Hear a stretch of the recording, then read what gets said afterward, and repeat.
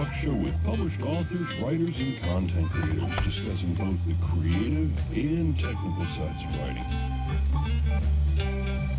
as well as the industry surrounding it, from novels to screenplays to comics and more.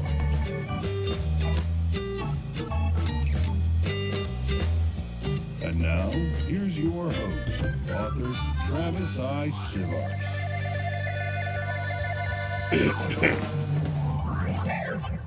And welcome to Write Night. It is Saturday, May 23rd. Am I right on that one? Did I get that okay? Yes, 23rd. Yes. I'm Travis Sivart. I am the host of Write Night, and tonight's topics that we'll be getting to here shortly will be emotional writing for our creative topic and broken editing for our technical topic.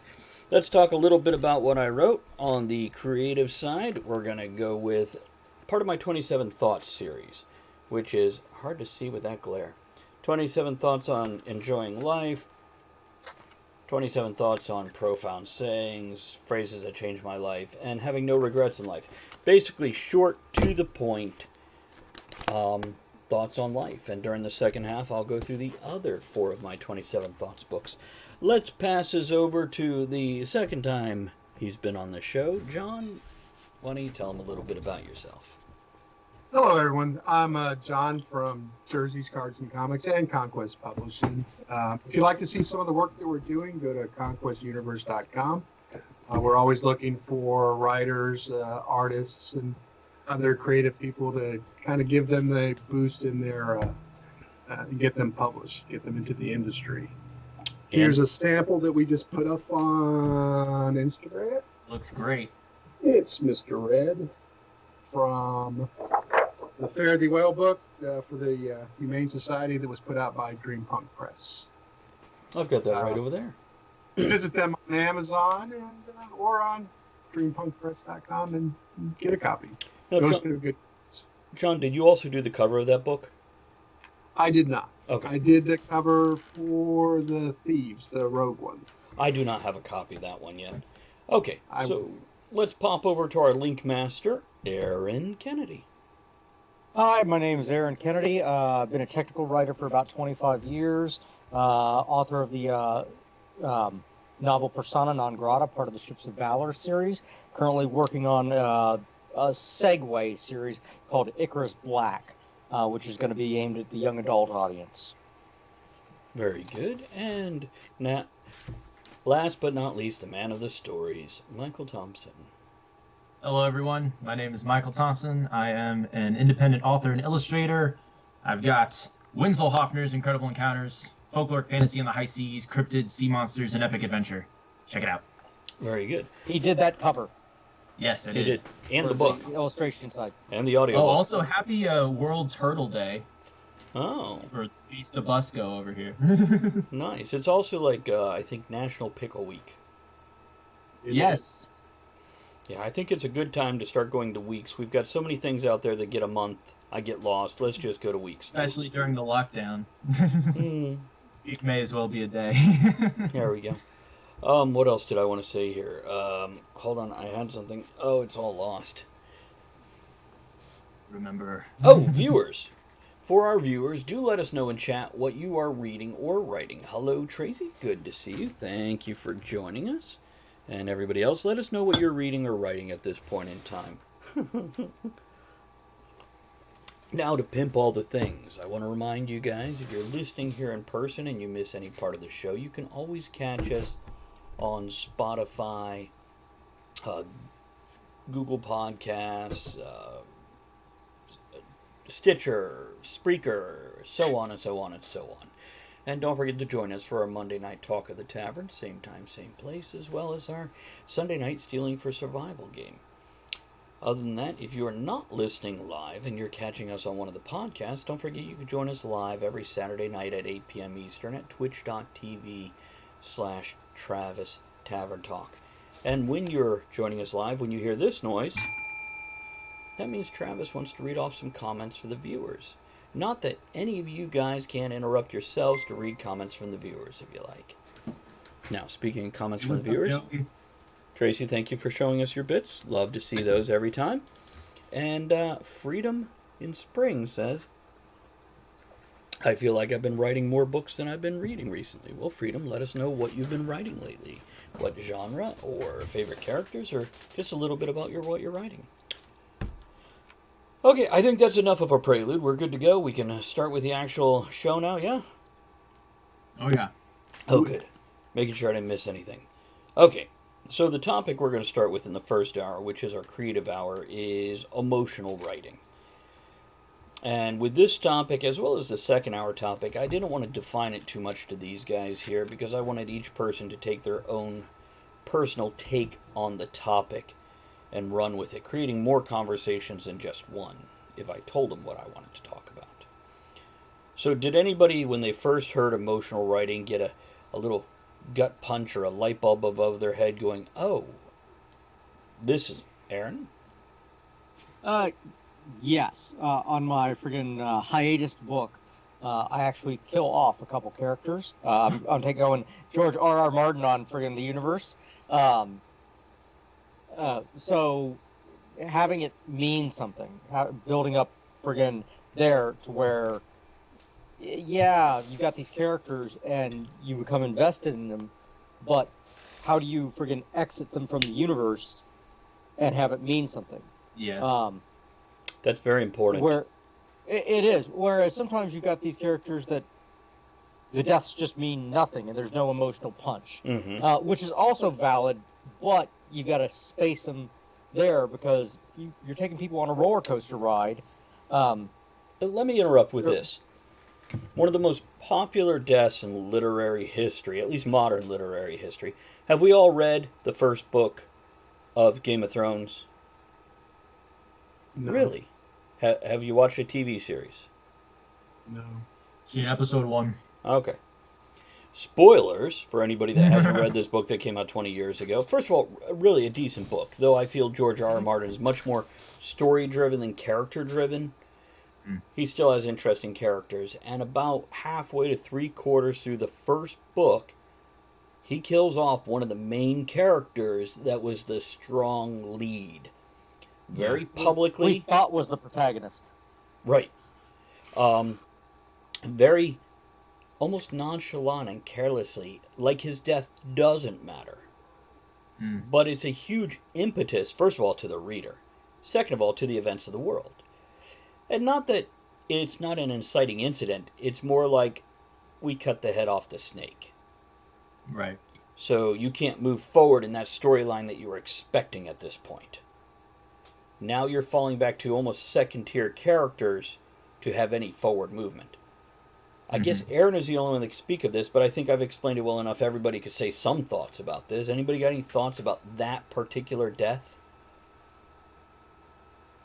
Well, not that particular death in itself, but in my particular industry, in the comic book industry, let's take, for example, Spider-Man, Peter Parker. You've got Uncle That's Ben. what I was thinking of. You know, you've got a family member. You know, he really looks up to him, and then he gets killed because he decided to, not, do what he should have been doing, and he had to suffer the consequences for that. And sometimes, I mean, we will actually establish a character knowing obviously ahead of time, since we have to do scripts and stuff, and we have series to do. But our intent is to elicit an emotion, and that's we develop that particular character knowing that that's what we want to do. Let me ask you this, John. With Uncle Ben, issue 1 of Spider-Man back in 60 whatever, did anybody have an emotional reaction to Uncle Ben dying? This was simply an inciting incident for Spider-Man, Peter Parker, to become the person he'll become, but I've never felt an emotional connection to it. What about you guys? Do you care? Not really with Uncle Ben. It's a catalyst, as you kind of Right. pointed out. He's not the one I care about that dies. But using Spider-Man, friggin', for anybody that's seen friggin' Infinity War, which is now 5 years old, so spoilers. Right. Spider-Man's death at the end of Infinity War is far more impactful than that. Well, so the original comic book, I would say, yes, most people didn't get that heart tug type feeling. Right. But as it got more modernized and brought into film and those types of things, then it became a little bit more impactful then. I can see that to a new fan, somebody who's been around and seen it 3 or 4 times repeated as a reboot. Right. Not so much, but I agree with Aaron that it's Peter's pain we're relating to as opposed to Uncle Ben's death. Well, he's killed off camera. Well, in the comic books and usually in the films as well. We know it's an event in Parker's life, but it goes back to his reaction of it. Well, a few years back, when the Civil War thing was going on, they had the death of Captain America, and then we had the death of Wolverine. And everybody knew they were coming back. And to be clear for everybody, Civil War, the comic book event, not the American history event. Go on. Strangely enough, I did know Captain America on freaking Quantico when I was in the Marine Corps. So the key thing is the emotion doesn't have to be through the person who perished. You can feel the emotion through Peter and what he's going through. Right. So, I mean, it's not always just linked to that event. It's how Peter and his emotions are affected by said thing, which then the readers have to engage with that. Uncle Ben's kind of a symbol, I think, for Peter, and because everything that Spider-Man does is kind of driven by guilt and upholding those ideals. Right. How did it alter his life, and how did those? And he reflects a lot back into that throughout, different series on that event. Right, and that is the inciting incident to the beginning of his hero's journey. Yeah. That's the thing that turned him from let me make some spare cash doing some wrestling to let me help the world. But now, using that same kind of vein of thought, and comics are a great avenue for this because you've got so many possibilities. The X-Men, they die, they come back. They die, they come back. During the Avengers versus X-Men line, Nightcrawler's killed. And that is one of the ones that hit me the hardest. Because there was no friggin' lead up to it. There was nothing there. But you see how Wolverine reacts to it. Because that's one of his friends. Right. And you don't get a whole lot of that. He's got conflicts with friggin' the Cyclops and all that. But they did something even better a couple years after the fact, spoilers, in Amazing X-Men. And they got him on the cover. Nightcrawler is reborn, but in that issue, I think number 2, they've got this great scene with Nightcrawler hugging Wolverine, who thought he was gonna die. His friend was back. Mm-hmm. That is touching. One book that I've read recently by Brandon Sanderson, Calamity. It's the 3rd book in a post-apocalyptic dystopian world. Basically, superheroes rose to power, but they're all tainted. The more they use their power, the darker they get. And one of the heroes, spoilers for anybody who hasn't read this book, so sorry, but we're doing it. One of the characters, one of their powers is when they die, they reincarnate as themselves at the same point that they died. But they're actually pulling one of themselves from another reality, which means they're a little bit different. This was a great way to give that looming threat of, I can always come back if I die, but I might not be me. And it was a really interesting thing as a reader. I'll pass it to you in a second, Aaron. It's a really interesting thing as a reader to go, superheroes, they never die, they always come back. But what if they come back a little different, not quite who they were? Now you have this tension of, are they the same or not? And that was well done on his part. Aaron? It's an interesting concept. That concept is great. Does anybody here watch the CW's Flash series? I do. At all? Of it. Harrison Wells, who is a mentor figure. Okay, see, Travis is laughing. So Harrison Wells, mentor figure for the Flash. We get a twist at the end of during season 1. that version of him dies. We get a different Harrison Wells in season 2. And That version goes away. And we've had 6 different versions of the same guy. because of the DC multiverse, and Mhm. because of his Sherlock Holmes type intellect and wit, they pull a different one from a different reality every season. So you have the same actor playing the same character, but he's different. And on one hand, by like season 3, you're like, this is stupid and ridiculous. Season 4 was when they start pulling in different personalities for him, and he has a different accent every season. And you're like, Yeah. I just can't wait to see what dumbass shit they do this season with him. What I love the fact that actor, he's like, I'm the guy playing another guy who's a third guy. The Robert Downey scene in friggin' Tropic Thunder. Tropic Thunder. And Michael, don't let us just talk over you. If you have something to say, like I say, jump in, raise your hand, wave at us. We will definitely pass it. And John, same for you. If we're talking over you, just give us a little wave. Let us know, hey, I got more or something. And also, if I disagree or counter your opinion, don't take it personally. It's partially playing devil's advocate, mostly pointing out there's always another perception and point of view of the same thing. And neither is wrong. It's How just, do you guys feel about killing your characters? I And love how it. do you handle it? I write with a Woody. Stephen King said you got to kill your friggin' babies. He means in editing and cutting out the parts you love. You know what? We'll talk about that part of it over on the other side. I'm Broken it. interpreting it to be no. Okay, so characters to grow have to experience gravity. You have to have something pulling you down to rise up. So how do you do that in a book series and call it a series, okay, or chapters? The hero's journey was Star Wars, okay. Friggin', we get this great. Oh, this guy's a badass, and we see him friggin' whip.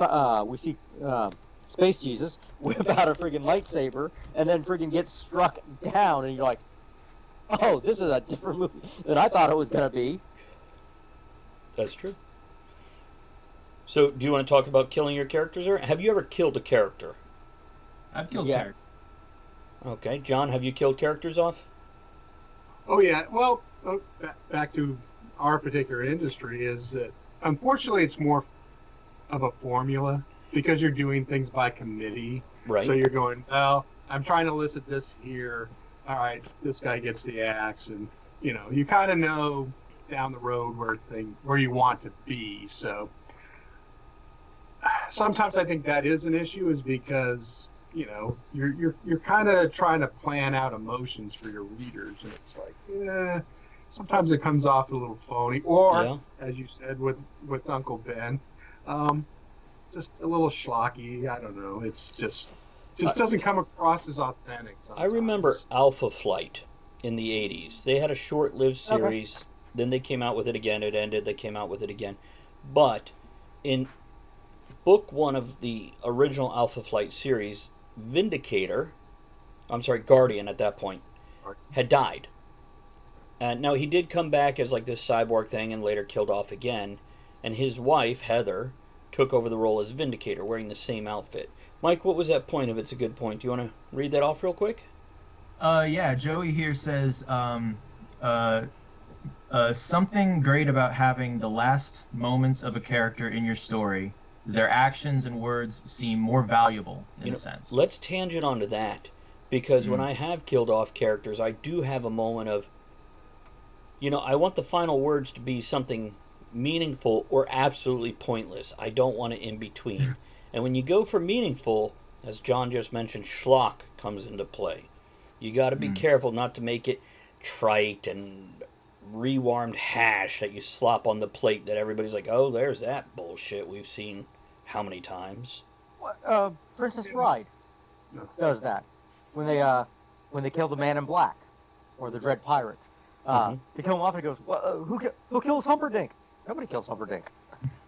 Well, like in one of our deaths, I mean, you have he was a villain, but it was more of a fantasy thing. And at the end, he starts talking, and the guy just drives his sword through his mouth and says, "No, don't care," and walks off. I mean, you don't always have to let him talk, but that was just as impactful too. It's like, no, I don't really want to hear this. The end of the first Deadpool movie.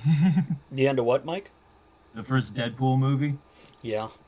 when when Colossus is trying to get all thespian and philosophical about the preservation of life, and then in between the monologue, Deadpool ends the guy. Spoilers. See, I'm trying to remember which book I've killed people off in. Um, in the talent agency, I have one book where the character's only superpower was reincarnating into another body to continue the mission they're on to kill certain people who are bad people. And every time they'd get into somebody who's basically heading for death anyway, and they would have this broken tool to use to complete their mission. And then, of course, have the police or whoever chasing them. Because the secret society that's gathering these people was able to track them somewhat. And it took a little time to catch their signal, but they'd eventually be hunted by this secret group. That was one where I never worried about final words, or else if I did, it could be schlocky because they knew they were coming back with some other stuff. Yeah. And we have a character, I mean, a pretty significant character that dies, but always in the future, there's always, reflections back to where you're interacting with the character again. And obviously we're doing time travel, so that's sometimes relevant. But we actually want the character to have a say later on and stuff as people reflect back on the character. So it's almost like, he's still around. I mean, that's how history's made. You don't really die. There's always a story about you out there somewhere. Especially in comics. And yes, in comics specifically. In my Portal series, the way I've done the story arc is each character gets 3 books. So one character leaves at the end of each book, and a new one comes in on the next book. So you always have 3 primary characters from our world in this fantasy world. And the first one, the person went back to our world, where they had taken pills and vodka to kill themselves, and it's never said what happens when they go back to their own world. The character that lasts the first 3 books, spoilers for anybody, and nobody's read these, so yeah, his arc is going to end with him dying in book 3, as opposed to getting the choice of staying in the world or going back to his world. And I'm very much looking at that because I want these 3 books to build it, and of course give him a meaningful death. It's I think the only other one I had is when Croker Norge died, but he died of natural causes. And I tell you what, I loved writing the scene after he died, where everybody who had been around him and influenced by him was able to reflect back on him. And I think one of the most poignant ones is the character that said nothing, that didn't talk about the good times and didn't talk about what they learned. They just kind of shut down and kept quiet into themselves and couldn't be pulled out. Because I think that's true to life. Everyone reacts to things differently and handles things differently. So I think that when it comes to killing characters, there's lots of characters that I know it's coming, right, and but it's from this like zoomed out sort of vantage, and so I know that at this point in the timeline that's going to go down. And I remember when I was writing World of the Orb, and it's like, oh, okay, this is going to be the character that this character is going to die at this point, and it didn't bother me when I knew it back then. But then when you zoom in and you get this fine detail, as well as fine emotional detail about the character and who they are as a person, you get to know that person, and then when you get to that point, it becomes very emotional. And like Aaron said at the beginning, I really I want to make sure that a character death is meaningful. Right. But I think that in a way all death is meaningful, and in a story. And like you said, even the deaths that seem like they mean nothing, I guess if depending on the tone of the story, that can signal something to your reader as well. In itself, if a death is meaningless, or you just don't care that the character died, that speaks volumes about the character. Have we all read or seen Old Yeller? Mm-hmm. I'm familiar. I haven't seen it. Okay. Or read it. The story is, and it's an old book from, I don't know, 40s, 50s. I'd have to Google to find out exactly. But it's been shoot, it was filmed in the 60s, so yeah. right. Basically, boy named Travis gets a dog, goes through adventures with it, and at the end, the dog gets rabies, and the boy has to shoot the dog. And there's nothing like when, as a reader for me, when somebody writes a death scene. And by the way, we did totally just turn this up to 11 and go straight to death. And I do want to back up later and talk about other emotions in the story, whether it's the joy or love or hate, any of these other strong emotions that kind of cap out the peaks and valleys of emotion.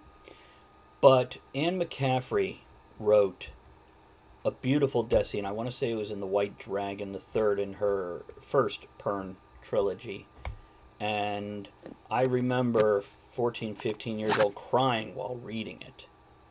And it's a beautiful thing as a reader when you are so connected. And some people rage and whatnot, but when you can connect that strongly to a character that you react emotionally, even whether you're responding to Peter's pain of his uncle or the character itself for whatever reason, it's an amazing thing. Hold on, let me mute that so we don't have that buzzing. Right.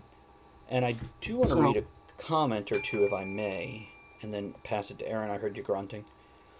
Joey, Mike's buddy, says, I recall the old trailer for a Resistance Fall of Man game. They had the protagonist say in the trailer, "My name is Nathan Hale and I have 12 hours left to live," which Michael mentioned that, where you know it's coming.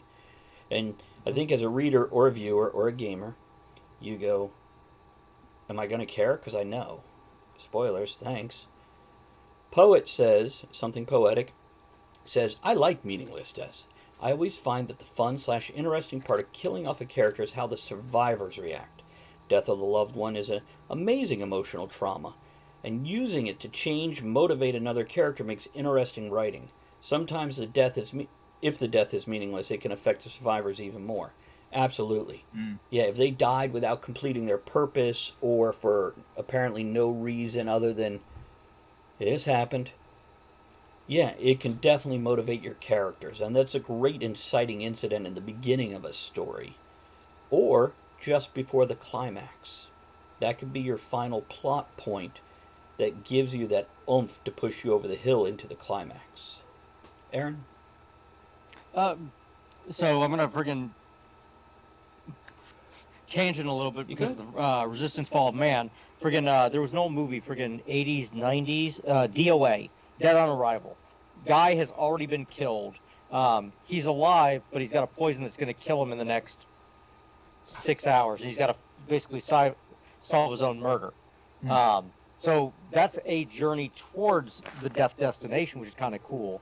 But going to the meaningless deaths side, which is what actually keyed in for me, was, has anybody read Bridge to Terabithia? Yeah. I'm familiar with it. Or seen the movie? I have seen the movie. I have not. I don't think I've read the book. Okay. Well, very similar. Basically, it's Virginia, friggin' 70s maybe, when this place was still a shithole. But new girl moves to town with her hippie parents, and everything's told through the protagonist, a boy's point of view. His goal at the beginning of the school year was to be the fastest, and they basically just ran sprints. Well, he ends up meeting the girl when she tries to run with the boys, and she wins. And it just ruined that plan. But they end up becoming kind of friends. Well, at the end of the book, he goes off to friggin' DC with his friggin' t-shirt to see a museum or some shit. She stays home and dies in a fucking flood. Killed off-site, and it's one of those moments in the book that you go, what the ever-loving? And you're just like, huh? But you get a little context after the fact where the teacher that they kind of hated, that was always complaining, says that she understands losing a spouse, which is what she saw those two as. And then friggin' for a similar friggin' impact, my girl, friggin' they just ice the dude off scene, and you're like, huh, what? What do you mean? I'll tell you a movie that I don't know if John has seen it, but I suspect the rest of us has, where all the main characters die. And we cheer it because it's very meaningful, and that's Rogue One. Yeah, I remember that. We all remember Rogue One. At the end, they die, but they die for a reason, and they die for a purpose, and they do what they set out to do, but the end result is there's no escape. And I tell you what, I thought that was wonderful, because movies just don't fucking do that. They don't. Yeah. They want you to have a happy ending. Hollywood dictates that, and when you do have somebody that doesn't make it, it's very meaningful and poignant. There was one from the 80s. I saw it on VHS. For those that don't know, it's like a cassette, but it was bigger, and they turned them into DVDs later on. Stone tablets. No. Yes, like them. And it's like Sunset Strip Miracle Mile. Miracle Mile was the name of it, I believe. As opposed to Miracle Mike, which is a completely different movie. It's Magic Mike. Okay, you failed that test, sir. And it's Magical Trevor. Thank you very much. Okay, so Miracle Mile, start of the movie is basically, guy gets this random phone call in the middle of the night from a guy on an army base saying, oh my God, they're starting World War III. And then you hear that guy on the phone get shot. And you're like, what the crap? Well, then it's 2 hours of them just trying to get out of the city that's going to get bombed, Los Angeles. And fade to black. They do a full-on kill. Tony Soprano for those in the modern era, to where it just cuts off, and you're like, oh, okay. There's all this buildup and all gone. Mm. So how'd that make you feel? Why the hell did I rent this damn movie? Is how it made me feel. Well, for us, back to the meaningless death, or actually kind of a death that's cheered on. We have a superhero who's was basically brought through an accident and killed off our main hero's father, and he's always blamed him for that. And this guy's been kind of hard on him. And in one of the scenes, he basically gets killed. Oh, yeah. And at first, everybody going good. He deserved it, or you have that kind of feelings. Subscribed. But Here's we to you. purposely Hello then from he work. starts finding out about this guy and learns emotionally that he's been a giant, dick himself, and this guy's really been helping him throughout life. If I can interrupt real quick, Jewel just subscribed for 5 months. Thank you, Jewel. Hope work is going well for you. Good to see you. Carry on, John. But we developed that so now you're seeing that emotion back again through him, but he's learning it as he's going through his history, because he's putting his house back in order, and he's got to interact with his kid, with that hero's kids and stuff, and he's starting to learn that all these things he did for him selfishly, but So at the end he just kind of brushed it off and was callous about it. let me redirect all of our conversation somewhere else. Let's talk about the other emotions. John just touched a little bit on hate, but let's look at happiness and joy. Even, how do you write a scene where you want it to be comical and hope your readers laugh out loud? How do you approach that emotion? Well, we started off in one of ours. We have this a team starting to get assembled to take care of a big accident that happened.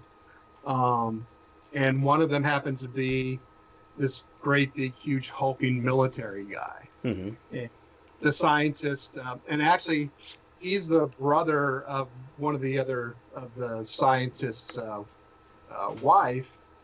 And they're putting the team together, and he's there, and he's starting to just, I don't understand why I'm here. She goes to punch him, and then she almost breaks her hand, but she starts, he starts laughing and giggling about it, but he's actually more of a joke. Everybody expects him to be this, straight up military guy, and he's always just pranking people and stuff all the time. But you first start getting that because he's a smart ass to her to start with, I've seen so many authors try too hard when it comes to comedy. And it becomes predictable jokes, it becomes predictable lines. And they're like, my books are so funny, my books are snarky and witty. And then I look at people, and I often fall to British authors for this: Terry Pratchett, Douglas Adams, even Neil Gaiman, where I have genuinely laughed out loud at something they wrote multiple times during their books. And I've never paid close enough attention to know what it is that triggers me. Is it the build-up? Which, by the way, John, you have perhaps it's harder, perhaps it's a bonus and easier. You have the visual aspect in comics to help you, so you can have the guy photobombing in the back or being a dumbass behind the whole crowd. But when writing that, Michael, how do you come at it? Because you've got some good laughs in Winslow. Yeah, Winslow's a funny book. I think it's just the characters' personalities. It's just a matter of knowing your characters really well, and then also, like you said, not corralling them too hard, and letting them be, and letting them react and be spontaneous. It's always a good feeling with a Winslow book when I don't know what's going to happen, but I do know the characters really well, so then they can just be yammering and I can be behind them just jotting everything down. It's about a level of immersion, and I think the level of immersion that you as the creator have will translate to the level of immersion that your reader will have. I agree. Yeah, so you really want to be immersed there. You don't want to. I think when you feel kind of like a puppet master, then you have the sensation of like hovering above your people. But when you're immersed, when you're down there, that's where you get that good stuff. And I think that for the other emotions, that really lines up. That rings true for me as well, because like you could have a hard situation, or you could have a confusing situation, and when the story is unfolding in front of you, and even you're working through it, then you can sort of like take your mental process and sort of like inject that into your characters. Like I'll be like trying to work out what has just happened or what's about to happen, and I'll put that into the characters so they're feeling it at the same time. So then you and your characters are like perfectly in sync. And I think improv is so important when writing. You can plot and you can plan, but if you try to plot and plan comedy, besides going, I need a lighter scene, I think you're running into a trap right there. You're going to try too hard. You're going to say something that's predictable, and it's going to feel forced. Which, give me a second, I'll pass it right to you, Aaron. If it is going to feel forced, at least work that in where the character is... Call them out. Well, either call them out, which is great, or allow them to be forced about it, where you now know that character is trying too hard, and that's part of their personality and quirk, where they're trying to be funny, and because of that, they're failing. And we've all known that person or been that person quite a bit in our lives. Aaron? So on that one, the it feels forced kind of deal. I've mentioned it in a previous episode, but friggin' Disenchanted, great series. Matt Groening. Groaning rhymes with complaining. You know what? Quit your groaning. That's straight from his book that I read. I know. It's like Baning, friggin', or Boehner instead of Boner. Yeah. The senator. Yeah. Sure. You know what? You just own that stuff. It's a wiener. Anthony Weiner. I was born a wiener, I'll die a wiener, that kind of thing. But so great series from him. But if you watch that and then you watch Futurama, you go, oh wow, Futurama has got so many more great jokes. Well, not really. It suffers from editing. Whereas Futurama, 22 minutes with 8 minutes of commercial. Disenchanted, 30 minutes. So they didn't get rid of all those 70% jokes. They've got all of them in there, and it suffers because of that. Well, that's when you write a 45-minute show and trim 15 minutes. Well, right. But why would you do that if they're paying you straight up? Oh, fair point. Yeah. I quite like the type of humor where Pass it to John when you're like done, the Mike. writers. Okay. I quite like the type of humor where the writers don't mind if you miss it or not. So there's like, if you guys have seen the early episodes of Community, which I started and I'm close to finishing not too long ago. But there's so much stuff, like there's characters having these background conversations, and you really gotta listen closely if you want to catch it all. Subtitles. That's brilliant. Subtitles are wonderful for that. Yeah. Okay. John. Well, I like what Michael said about the scene and the tone and stuff. And sometimes that dictates, it doesn't always have to be a person causing the comedy or the aha moment now. But it's also funny when the character who's being perfectly serious, but everybody else laughs at him because he says something. And I think we referenced that last week when we were talking about, do you ever have a character where you just tell them to shut up because they're talking too much? Yeah. Well, that's the aha moment because that guy's just rambling on and everybody goes, enough. Yeah. So. That definitely makes sense. Go ahead, Aaron. Something that I started to do, or have been doing consistently for several years, I'll go on to like Reddit, okay, and go to their writing prompts. The stuff that interests me is the oddball stuff. But there was one a couple years ago, and this is the title of it. Your life's gone to shit, your girlfriend broke up with you, your family's in crisis. Right when you thought there was no hope, Elon walks into your room. Get up, we're going to Mars. It's one of my top rated comments. But I'm just going to read the first two sentences here. Software option was looking pretty good. One click and it would all be over. I would never have to deal with this shit again. No crazy girls, no more stupid family, just peace. And I start this off as this dark friggin' thing and twist it as we're going to make it a comedy. It's a straight up comedy piece, but you got to come from some other place to make that emotion feel there.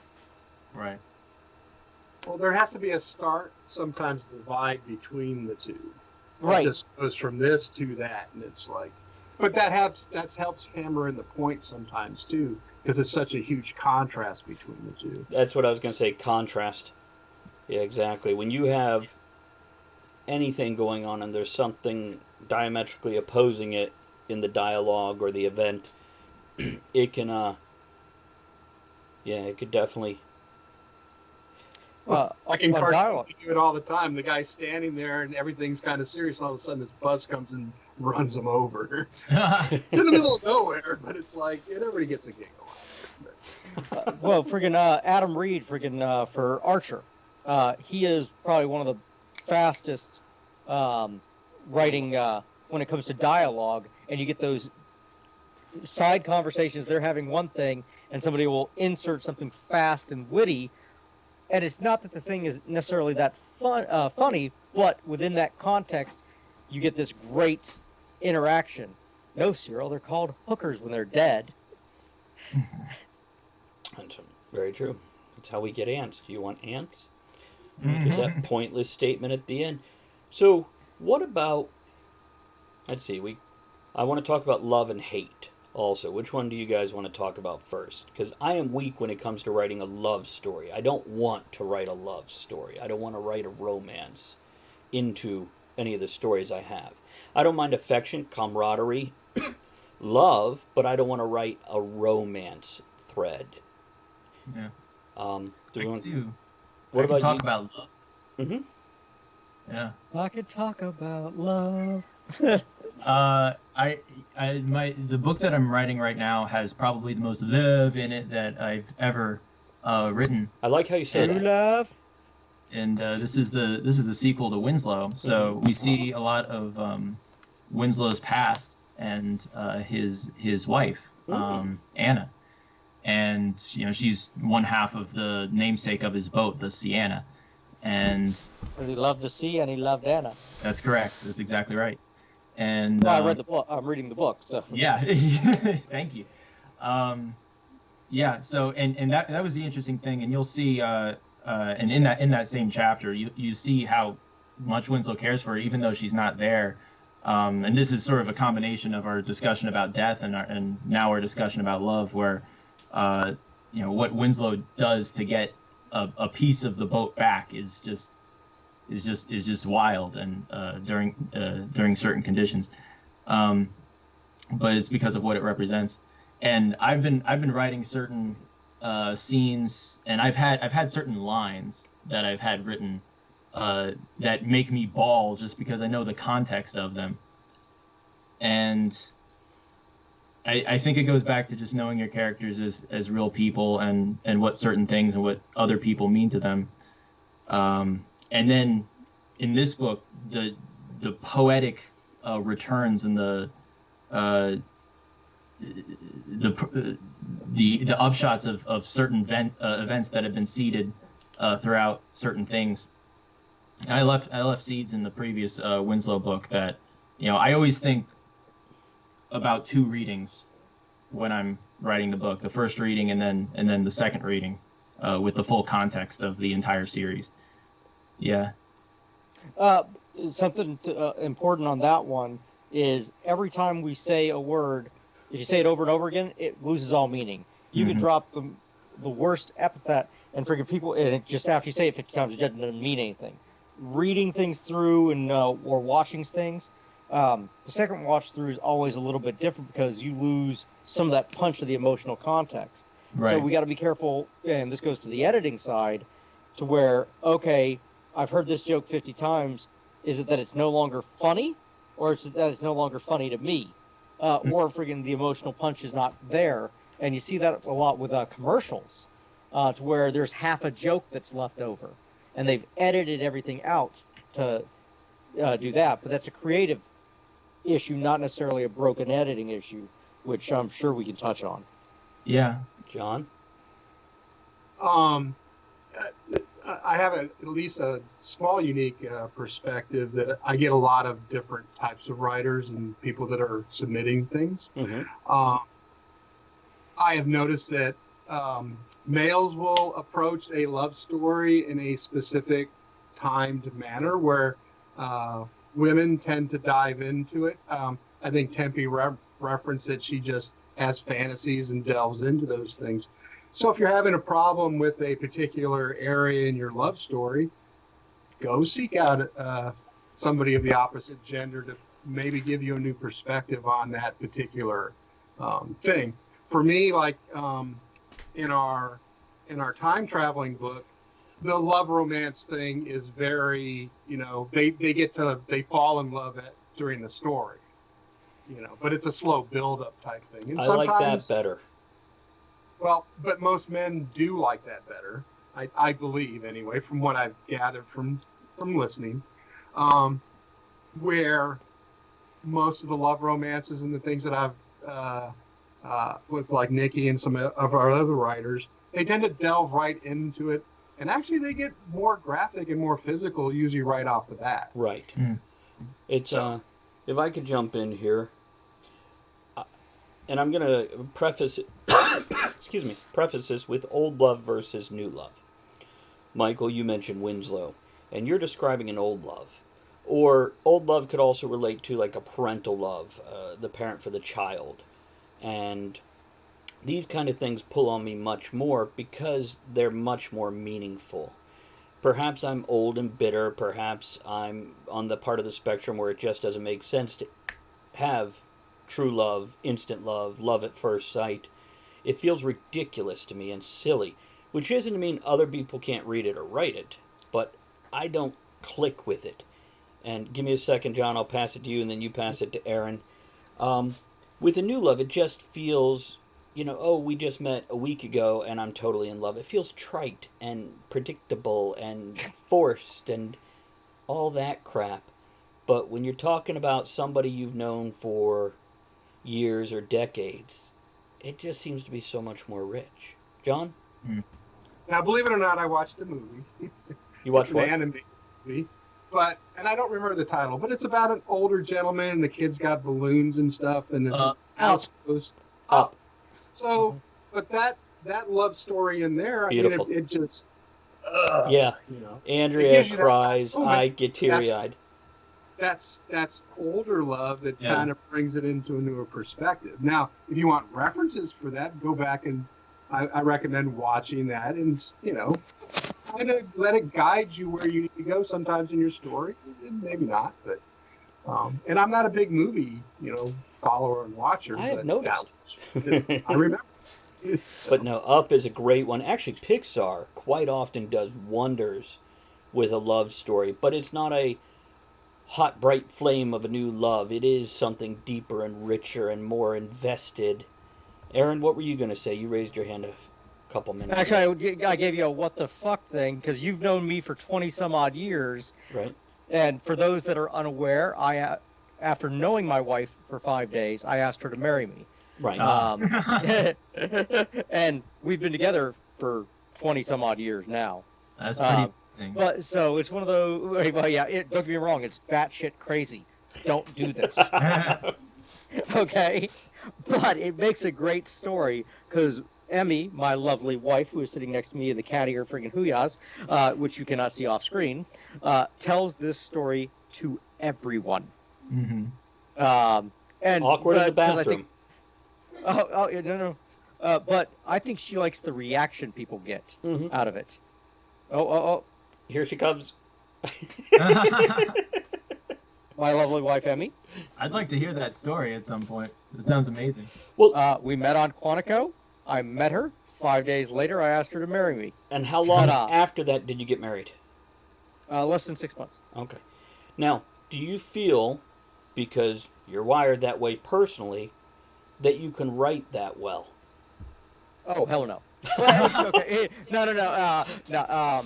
I think I did a pretty good job of character introductions in Persona non grata. Ari, our narrator, meets Lisha Kellinger. She's the CEO of Luna Corporation, and she's the first named character that appears after Ari.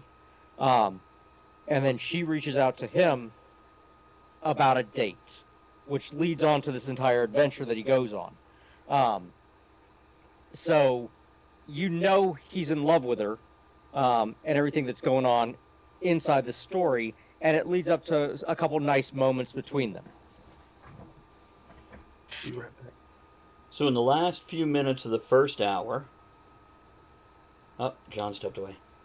Do we want to keep on going about love, or do we No, want he said to... Huh? he said he'd be right back. Yeah. Mm-hmm. He usually is. Do we want to keep on going on about love? Do we have some more to talk about this, or do we want to shift to hate? Another one of the... Or fear? Fear is an interesting emotion. Let's go into fear a little bit then. Do you have something to start with, Mike, or you need me to ramble for a minute while you collect thoughts? I probably need to collect thoughts. but I'm- Great. yeah. I'll pass it right to you, Aaron, then we'll give it to Mike. Here's what I'm going to say about fear. In a good book of whatever sort, you want to build tension. Oh, I'm going to jump back over here and read a comment real quick. Something Poetic says, old love definitely beats new love. But new love seems to work well in literature. Remember, Romeo and Juliet is not just a love story. It's a 3-day relationship between a 13-year-old and a 17-year-old that caused 6 deaths. Fair point. That's love. Very true. I love building tension and suspense, and this is a beautiful thing. When I read Stephen King, I don't think of him as a master of horror. I think of him as a master of suspense. And if you look at a few movies like, what is it, Bird Box? Is that what it was, the Netflix show? Sandra Bullock. Incredible tension through the whole movie. The whole movie is like just you're tight, you're tense, you're not waiting for something to jump out, but you know something is looming. And rather than straight up fear, I think if you can get your reader or viewer into that sense of suspense, that constant tension, I think it lends a lot to the story. You never want them to feel like, oh, I know this is going to turn out okay. Well, Hitchcock did really well with that. Mm-hmm. if you take a look at like the birds, friggin' the opening act, the birds aren't doing anything; they're just there. Right. And you're going, what the hell's going on here? And then they start doing things. So you've got all that build up to a very minor part of the story, other than the fact that it's the entire story. And then you got, what was it, North by Northwest, where a guy has just gone paranoid. But suspense is there the entire time. Mike, you have some thoughts to add? Yes, I think building fear is about lacing your scene with questions of what is withheld, and I think that can be done. I mean, classically, you have don't show the monster Mm-hmm. right off the bat, but you can also do it in dialogue, and I love dialogue that's scary, and I love narration that can be scary, like a simple line. And it's about pace and then pace breaking.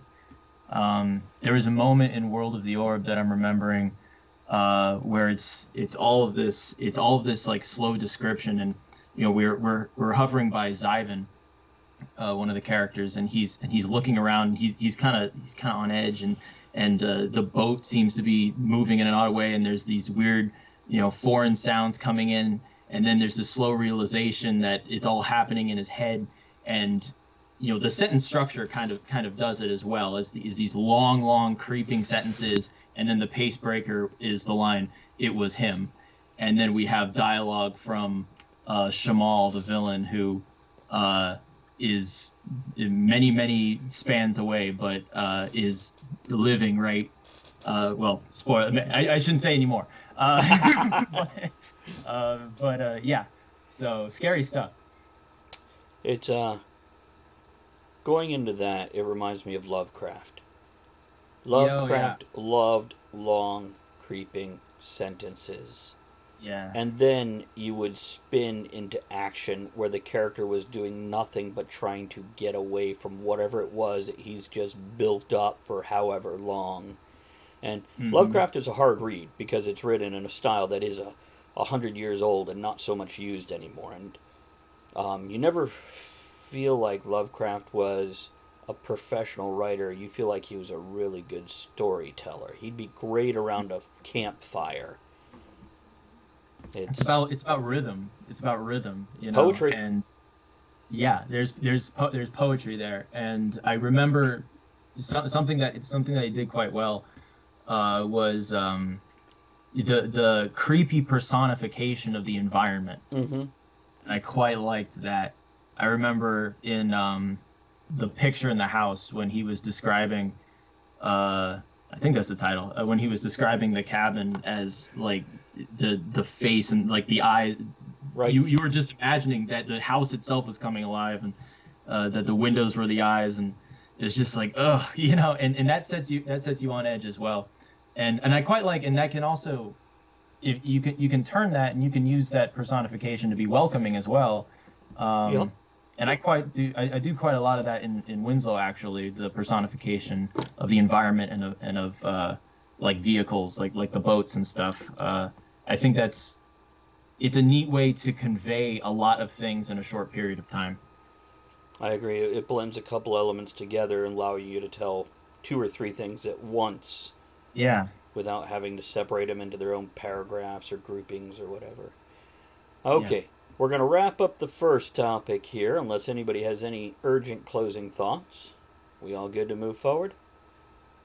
Okay. And we're going to do the reintroduction of ourselves for anybody who came in late. I am your host, Travis Sivart, and the book projects I'm going to talk about this time is I've written a series called 27 Thoughts. These are the ones that are a little less emotional and life-suggestive, and more, here's, one on twitching. Thoughts on streaming on Twitch.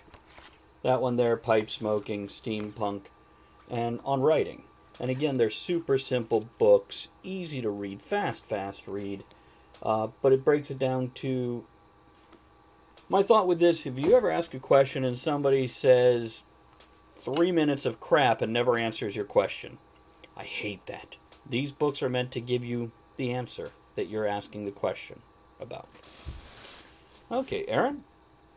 My name is Aaron Kennedy. I'm the author of Persona Non Grata, the first in the series of Ships of Valor. I've been published in the Army Times and the NCO Journal on my work in leadership and physical fitness. I've been a technical writer for about 25 years. Ta-da! Michael? My name's Michael Thompson. I am an illustrator and author from Virginia. My latest book is Chicken Boy and the Might of the Monkey Man. Humorous action adventure And for book middle 4. grade readers and up. And your 4th one in the series, right? Yeah, the 4th in series, book 4. And we'll wait for John to let him reintroduce himself in a moment. I'm going to respond to Poetic here. She says, I love Lovecraft.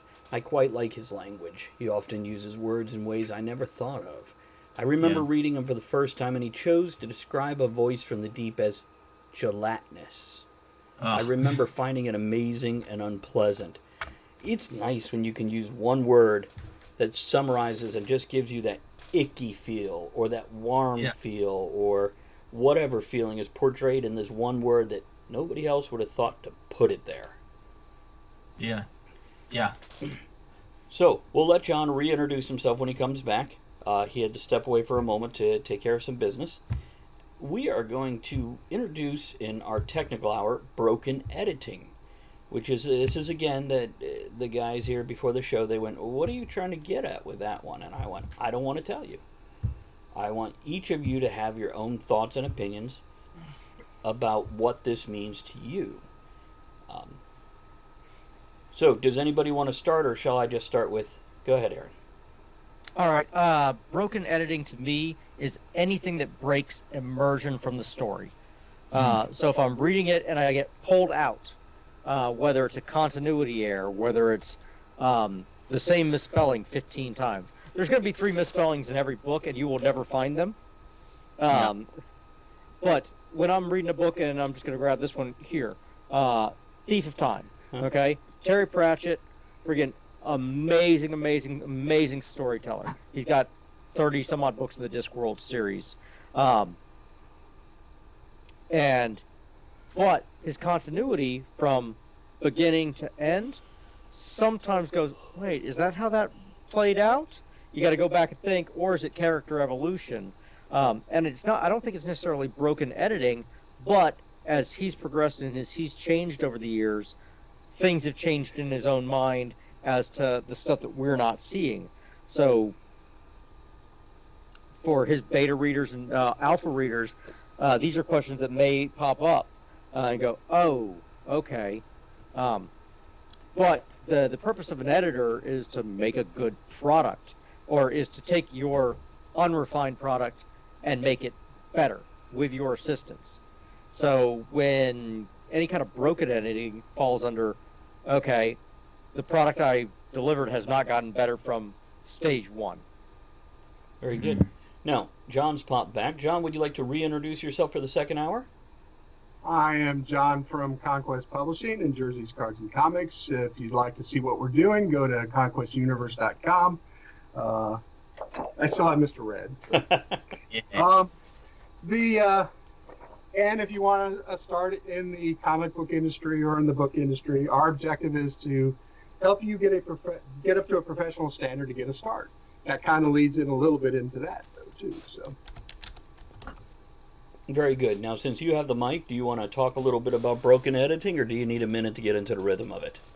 Nope, he was talking about continuity, and that's a very important thing in the comic book industry. So, visually, we have people that like to morph images of characters between panel 1 and panel 2 and page 5.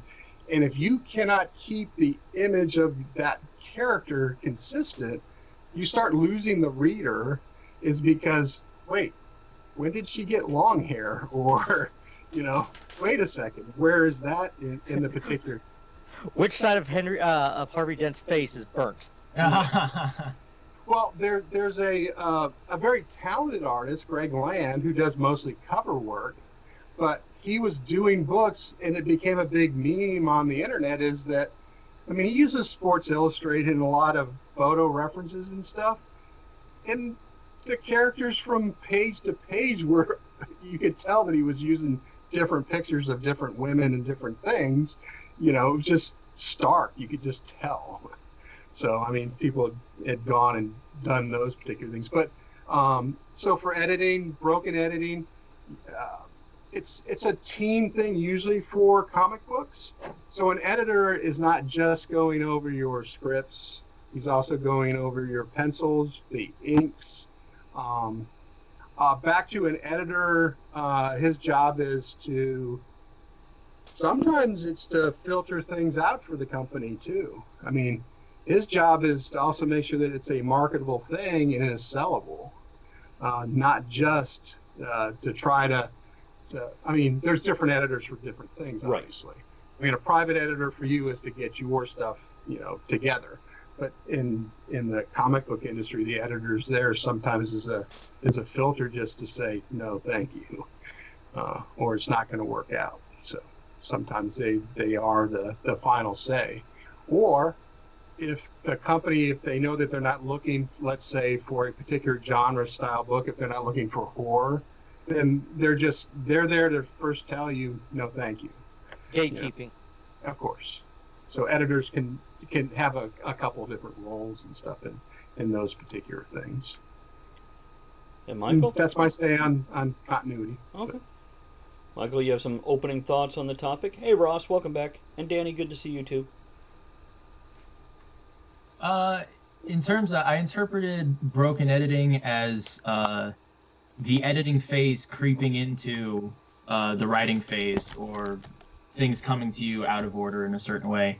And I probably interpreted it that way because the book I'm writing currently is so alinear, and the chronology of how things happen is important, but the order in which they're revealed to the reader is more important. But for me, in terms of like the technical half of creating this piece, it was important to figure out that chronology. So I did a script writing technique that I think Elizabeth talked about, and I had heard referred to as breaking a story. So that's probably another reason why my mind attached to that. And yeah, John, you guys probably do that too, because I imagine I heard you say that script was involved in comics, and I hadn't considered. Yeah, I hadn't even thought about the script writing. I used to think, I was like, how do comics get made? But it is, since it's such a visual thing, you probably have a script that goes with that. Well, I mean, look at movies and stuff, because they storyboard out, which is nothing more than a comic book of the script. Right. That's In our exactly script, it'll actually say, I want a bird's eye view of this person with a Lamborghini parked next to him. So you're getting visual cues in your script, and then the dialogue and stuff is in there. And if I can interject a little bit on part of what you were saying. Yeah. I understand broken editing, but as a writer, sometimes you're responsible to tell that editor no. You just have to tell them, this is my story. The editor is going to give you their opinion, but you have to be firm. And I tell this even to the younger kids, is that, you know, typically when their parents are telling them, well, we'll do this instead of this or do this instead of that, then it becomes not your story anymore. You have to, as an adult, decide if that's worthwhile. I mean, every editor is worthwhile to engage with, and hopefully your editor will, you know, understand when you say, no, really, this is important that I keep this particular thing going on. So, on that note, John, I use the two-person agrees rule. Okay, one of those people can be me. So if I hand it off to a beta reader, an alpha reader, an editor, or whatnot, and they make a note, because that's really it is. They're just handing you a note or a comment, and you go, oh, okay. When I was developing the language flavor of Persona non grata, I had referred to Lisha Kellinger as a femme. Okay. And somebody brought it up, and I'm like, all right. Second person brought it up. Completely different demographics. I'm like, you know what? It's gone. Because, yes, my story, but product. It's a product at that point, because I'm out of creation phase. I'm into, all right, let's turn this into something that can be sold. Right, and I'll interject a little bit in that, back to being a product. In the comic book industry, I mean, sometimes that editor is going to come back and tell you, no, you're going to do this, and then you have to decide if it's worth it for you to maintain your contract and stuff with them, because where you own the property that you're talking about, what you're writing for, it's a little bit different in that you're working under their IP and you're developing a story in their genre. So, oh yeah, yeah, makes sense. And they have a little bit more of a thumb to put on you for that particular thing. But you still should be forceful and say, no, I think that's not the right way to go with this character. And I like that you talked about that two-way street. Hopefully that's always available no matter who owns the IP. So go ahead, Travis. With broken editing, first thing I'll say is you're your first editor. That's why you reread. That's why you take that rough draft and go through it, whether you do that day by day or at the end or both or 15 times, as some people do. But when I go to an editor, I like an interactive editor. I've had multiple editors that get so caught up in my story they forget to edit. I like to think of my editor as kind of like not a co-author, but a writing partner. And they're looking out for me to make sure I'm making the best book they can. Not to rewrite it, not to change my story or change my characters' voices or anything like that, but I want them to go, this doesn't work, or that does, this is great, build on that, it's a strength, take that out, it's useless and nobody needs to know it. Give me a second, Aaron, I'll pass it to you. I want to read one other question from a viewer here also that'll relate back to what you guys were saying. So I want an interactive editor, at least within reason. And there's been times I've gone back to my editors going, anything else? And they're like, no. I'm like, what about this? And they're like, well, now that you mention it. And that's what I want. I want somebody that will, as Aaron said, help me make a better product. And they have a pool of knowledge and experience I don't. I would hope. Danny asks, I've never heard of breaking the story. Is that similar to storyboarding? And if it was covered earlier, I'll go back and watch the video on demand. So do you guys want to give a little definition of breaking the story, and then Aaron, you jump in whatever you had there? Yeah, it's like the major plot points. And I first heard the term, I was watching some featurettes about Breaking Bad, and Vince Gilligan was talking about the experience in the writer's room. And so they had these major points, and I was pretty drawn to it because of the way he described his writing and the room's writing process, where they needed to really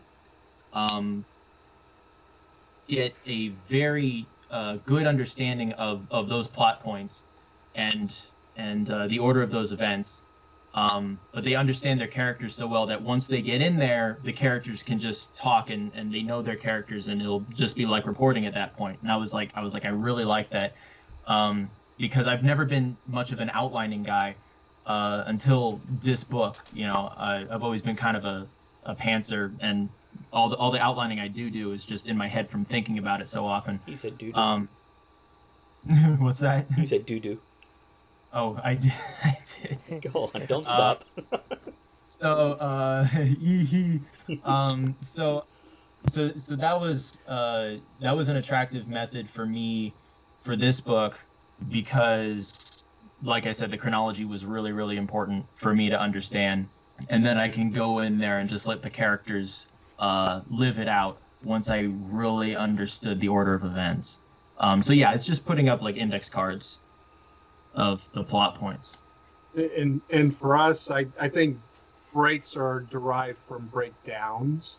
Mm-hmm. So we have a certain page count, and we have to have certain things happen by certain pages. Like for our spread that's in the middle, is a 2-page nice big picture. So you've got to have you plan out your breaks and stuff for your breakdowns based on that, if that's what that's. Yeah. Aaron? On something you had mentioned, and I got a couple things here about friggin' your editor being your writing partner. I've actually got a writing partner with my technical, my friggin' editorial stuff. So something that we do is I'll write, he'll add, I edit his stuff, he edits my stuff, and we get this collaborative effort here. That's pretty.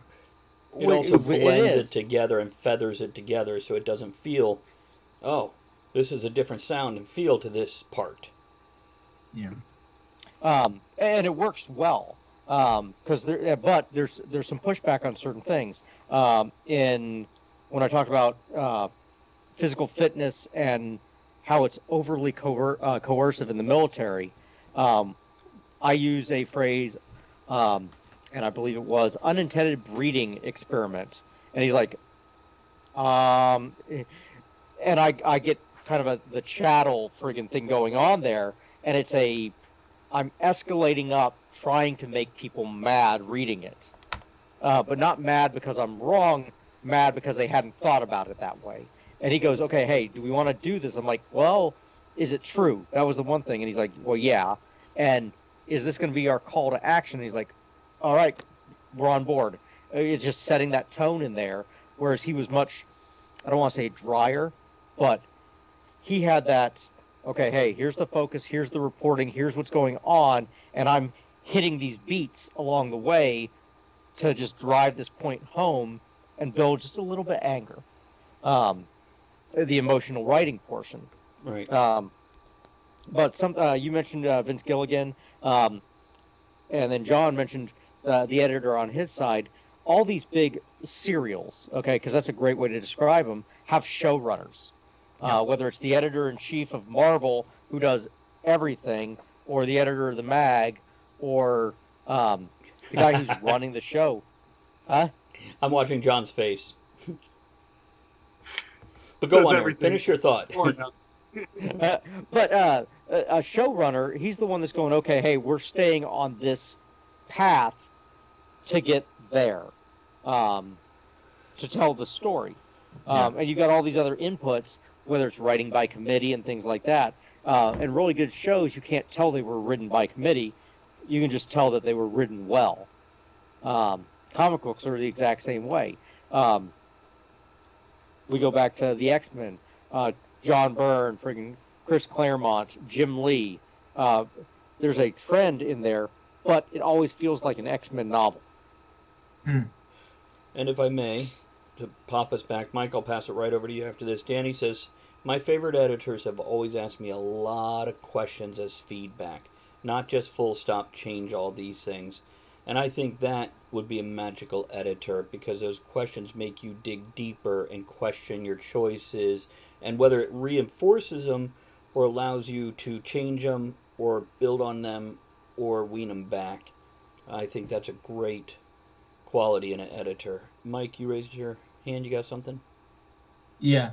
I had a question for John, actually. I was interested with how the editing process comes in for you when it comes to the illustrations, and like what does it look like the further developed an illustration is, and then there's a realization that, oh, we have to change this. Right. So, and what every editor really needs, and sometimes they don't get, is a synopsis of where overall your arcing story is, so you don't get surprises throughout it. And it also saves the editor time because they don't have to go back and say, where's this going? Well, the synopsis tells you kind of that, or a timeline. But so the process typically will go, you have your creative team, script's written, editor approves it, goes to your penciler. The penciler will start on the pages. Once that format starts, then the pencils go to back to the editor as they're done. And then he'll look it over and say, all right, the first thing, me as an editor, if I'm looking at that page and I can't tell the story that's going on without any words on it, then it's a failure. So I need to point out to that penciler, look, your eye's not focusing on this particular piece of the action here. I need this redrawn. And then typically that's going to your inker while another page is being sent to you. Now, then you're going to review what the inker's doing also. Now, he has to maintain a certain tone. He's not there just to darken in lines and stuff. He is there to enhance that particular artwork. And when we go back to that whole continuity thing, he is the one that tightens up everything and ensures that the right face looks the same on the right character, and things aren't, mutating between the things. Same hair length. We had an issue like ours is a World War II piece, and all of a sudden the plane is like, where'd the guns go? It's like, so the inker sometimes can save you some time because they're typically artists too. Please put those back on the plane. Don't leave that out. But it's a back and forth process, and then it goes to the colorers to sets another tone for your particular piece, and then hopefully by the end, after final review, I mean, in the old days, I can show you some old comic book pages where we actually cut out panels, and your job was to redo that panel and then tape it back in and stuff. But we did. It was more like newspaper editing back in the day. So that's kind of the process. If there's specifics that you'd like to know, I mean, I hopefully that answered the majority. Yeah, that was neat. That was enlightening. If I may, if anybody, do you guys have any other thoughts on this particular topic, or can I bring up another one? The only other thing that I had was outlining. The big things where I'm doing the outlining, that goes back to kind of the show running, where's it going? On Icarus Black, since I'm planning 9 books out, going, okay, here's this, where are we going? What beats do I have to hit in each book to make this a cohesive story, but while each keeping them individually there, which ties back to kind of the comic book side. And I'll drop that off to John right now. So, and that's why I want a synopsis as an editor. I think we talked last week that, you get new people in here and they got this great idea. And I say, well, where's the script? And they go, well, I've got it all here. And I say, I can't edit your head. So, but a synopsis tells me the tone of where you're going with the story. And if you go off the tracks, I, as an editor, can try to pull you back in or saying, hey, look, you're drifting off, or you're not in the same tense, or, this isn't what you told me that this where the story was going. Now, certain people can get away with that, and I'll leave this at this.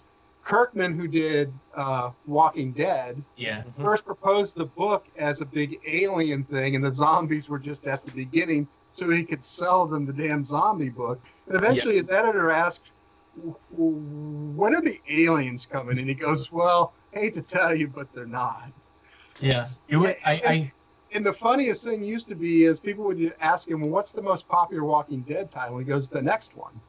Yeah. It wasn't that way anymore, but I'm sorry. Go ahead, Michael. Yeah, I remember hearing that story, and the way it was told to me, they said that he used the aliens as a hook to get it published, but then the books did so well just on their own merits as the genre they were. And then the editor said, hey, I don't know about this direction anymore, about the aliens. And then he said, oh, yeah, I never wanted to do it. Well, using Kirkman as an example, he's kind of like our movie stars. They have their passion project, and then they got their selling project. Kirkman also did Invincible. Great comic series. You never knew where the thing was going from day to day. Somebody's going to get their chest caved in. Right. Ripped off or they're going to lose their powers or something you just didn't know. But he did the big name stuff so that he could do things like The Walking Dead, which turned into the big name stuff so he could do things like Invincible, and so on and so forth. So it's kind of a great little thing. But you can also, if you're running multiple series like Travis does, you can play with things in side stuff and see, I like this, or no, that ain't working at all. Now, if I could steer us in a different direction for a moment, going back to the editing of writing, I had one friend, a writer, who pointed out the best way to edit is write your book and put it aside for about 3 months, a year if you can stand it, and then go back and do your first edit on it. Now, this doesn't mean the day-to-day editing, like if you reread what you wrote yesterday or whatever. This means put it aside. Now, I don't have that kind of patience, but I have seen that where I've gone back and looked at previous work that I set aside because it wasn't working and went, oh, God, this needed so much work. This was not good. So what's your guys' take on that? I do an immediate edit, send it straight off to the editor, do the real editing, and move forward. What do you think? Set it aside for a little bit and come back to it, or? I'd say it depends on. I edit immediately because I want to get things done. But the only way I could ever see myself doing that is if I had like a lot of things in the queue ready to go. So then maybe I could afford. So if I finish the writing process of one project and then I could set aside and enter the editing process of something else that's finished, or Right. or whatever, like the final polish moments or the illustration, and then work on that. And then while you're working on that, you're kind of like your palette is cleansed, your mental palette is cleansed. Right. Then you can go back and look at it freshly. But I wouldn't want to do that. I think there's also power in that forward momentum though. So unless you have that, and where you can take that momentum and put it on another project and just ride that current, I don't know if I would stop. And I have trouble not thinking about certain projects. There's a certain level of intense focus that comes with certain projects. It's hard to break. What do you think, Aaron? So the multiple projects thing really helps. As somebody that friggin' works in a jail, friggin' does side work for an HVAC company, does writing, switching up what portion of your brain you're doing friggin' helps immensely on some of these things. Like, okay, I'm doing this today. Oh, this afternoon I'm working on this, and this evening I'm working on this. But being able to set aside, okay, I got this book written. All right, I need to forget what I wrote other than the beats, and then go back and see if I accomplished those beats. A lot of times when I'm doing smaller projects, friggin' 1,500 words, 2,000 words for articles, I drop them for a month. I haven't been able to do it for 3 months, although I have a file folder full of partially written stuff. Well, I think for a 2,000 word project, a month is a fair amount. I think for a 120,000 word novel, maybe 3 months to a year is good. And the biggest thing I have that pushes for this is when I went back and reread my novel a couple years after I wrote it and published it and went, oh, this could have been better. And if somebody had told me, you put it aside for this amount of time and get back to it, you will create 100% better product. I still don't know if I could have done it. Because like Michael, I want to finish it and... I think the big thing there is, okay, I wrote this, then I wrote my next thing, which was better than this, and then I go back and go, oh, well, it could have been just as good as this one. It's the fact that we get better at things, the more purposeful practice that you have at them. Yeah, that's a good point. No, the original product would not have been better if you had set it aside for a year. It would have been better if you had accomplished one more step in your evolution and then gone back to it. That's quite possible. Because I definitely don't have the beats in there. John, I saw you waving your hand and scratching your head. Did you have something to add before we gloss over you again? Well, no, that's okay. So I have no issue whatsoever with shelving things. I tell myself this isn't here yet. I put the prompts in that I need to know, so when I go back to it, where I left off and what my thoughts were for future cliff notes and stuff for it. That's part of the comic book industry, and that you get a lot of projects and stuff that you're doing. What I'd like to see on, like when Travis, you said, well, I went back and I kind of noticed that this could have been better. I would love authors to go back and actually rewrite their books. Yeah, I'd like to do that. And do a retelling, or even so we're always going back in history and redoing history. Why can't we go back and do a retelling or a slightly altered version of a book that you think can be published more? Anne Rice did that. I hated him.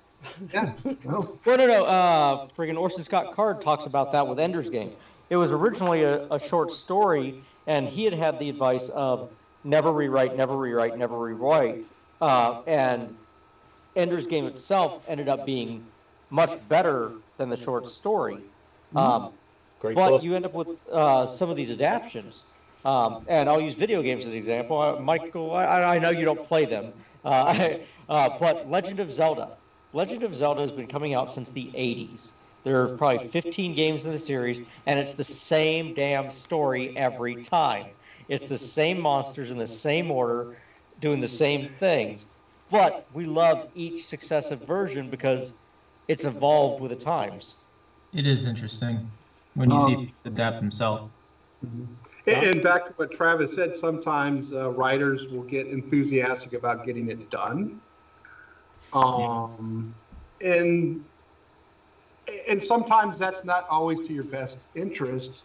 I mean, I had a short story, and I want to get this done because this group's doing this anthology book. And then somebody told me, no, that could branch into a good novel.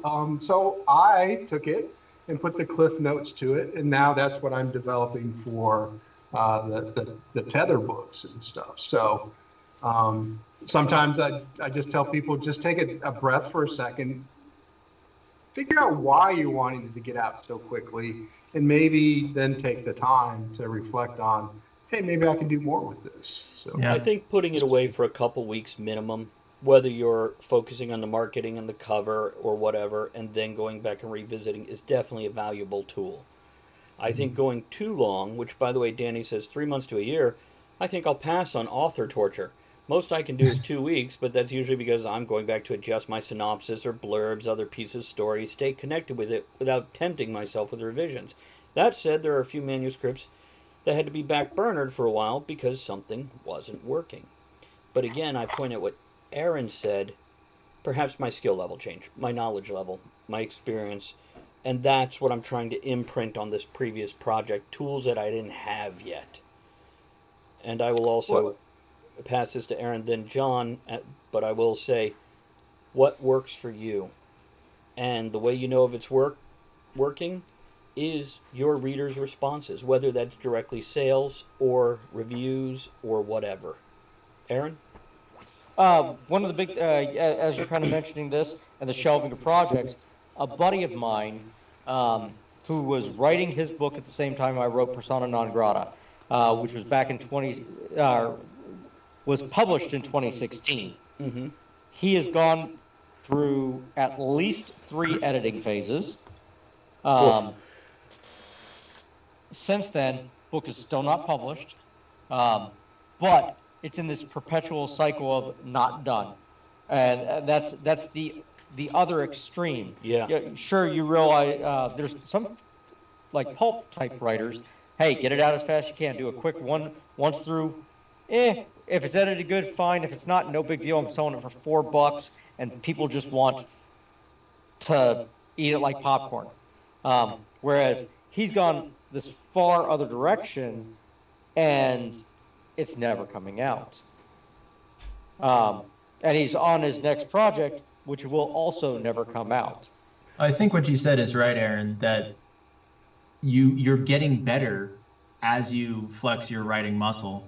So you could end up easily in a cycle of being like, well, the end is better than the beginning now, and then go back to the beginning, and you'll end up in this loop. John?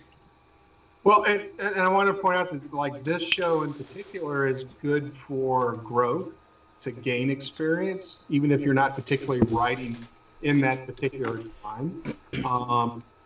I.e., well, that rabbit hole that you thought that you stopped going down, when you go back and reread that after you've let it sit there and for a couple of 3 months, you can say, no, I really went still too far down it. Mm-hmm. But it gives you that time to reflect on those things with the new things that you've learned necessarily. And that comes with the experience and stuff. And back to read other people's stuff.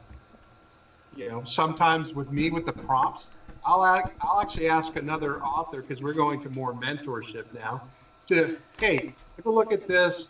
Give me what you would think the next prompt might be for this as the story progresses. The worst they're going to tell you is, no, I don't want to read the damn shit. You're not reading mine. Oh, wait, somebody else said that. Don't point at me. I can't. You're miles away. But anyways, but that's good things. Yeah. If you're going to engage with another writer or ask other people to do things for you, do stuff for them. I mean, Right. it's just as simple as that. At home. Or F off. I mean, it's just. Well, also, you got to realize if you have a writer that is writing, they don't, and they're reading and they're watching shows and they're researching and they're learning, they only have so much spare time. So for them to do something like that for you, it's a value. And I don't want to say a dollar value, though it could be expressed that way, but it's a value, and you have to give them something of value back. And it doesn't have to be reading their stuff. It's No. in my particular instance, it could be showing up to the show, or it could be John has supported me in a dozen different ways or more. Michael, I have learned gobs from him. Aaron and I talk on a regular basis, personal and professional, and he's helped me out in so many ways. So these guys come to me and go read something, I'll be like, yeah, okay. But somebody out of the blue going, I'll do it, but I don't wanna. John? And kind of circling around this too, and if you, let's say you are doing a collaboration with another writer, up front you better know who's doing what percentage of the work. That way people aren't upset. If you know that that's the stronger writer between the two and he's going to be doing 70-30, Right. well, you should at least know that so people, don't have unreasonable expectations on who's doing what. I remember when I wrote That's part of collaboration. I wrote Steampunk for Simpletons, and Wendy Callahan, who I wrote it with, and who was one of my first editors also, we wrote out a contract who's expected to do what. And it was expected that I would do the majority of the writing and the formatting. So it was okay. And it worked well. We knew the expectation. And a fun little fact of that is, when it was all said and done, and I'm like, and we need to do this, and we need to do this, we're hitting the 30-day mark, she went, Travis, do you realize most people take a year or more to write a book like this, not 30 days? And I'm like, oh, no, I didn't realize that. Danny says, contract, even an informal one with collaborations. Without it, you end up with a high school project high school project rips out hair. Yeah, it's important to set those boundaries and expectations for yourself and the other person. Michael? Yeah, contracts are really important for a lot of steps of the process, and I think a lot of people, when they see it, they're like, "Oh, this is a big deal. This is serious," and the project becomes more real to them. I remember there's this great moment I had. I created some non-disclosure agreements for my beta readers for Winslow, and I was over, and it's one of my beta readers is the sister of one of my best friends, and she's very smart. And I dropped it off, and she read the contract, and she's like, I can't tell anyone about this. I was like, nah. And she's like, I can't even tell my brother. I was like, well, if you want to tell your brother, we can write in a section, and like, he can know. And then she thinks, and she's like, no. and then I start getting as I see Yaron, he's like my sister won't tell me. My friend, he's like what the heck? She's like I'm on contract and stuff, and she like lorded over his head. It was so funny. And the poor guy, I said, hey man, I offered to let you in, and she said no. It's so funny. Yeah. There's something that Adam Carolla actually said about this, okay? They have all these free concerts at college and stuff like that. And that's a bad deal because there's no skin in the game. Charge $1, charge $5. With our books, $4. That's why I got mine up there for. It's not that big of an investment. Friggin' Kindle Unlimited. Friggin' it's free for the Kindle Unlimited folks, but they've still got an investment to where, well, I paid for it, I may as well friggin' read it all the way.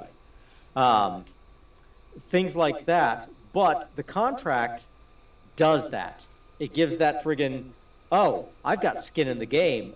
I'm a collaborative partner in some form or fashion. But the other cool thing that it does is it gives a dopamine hit, not just for you, but for them.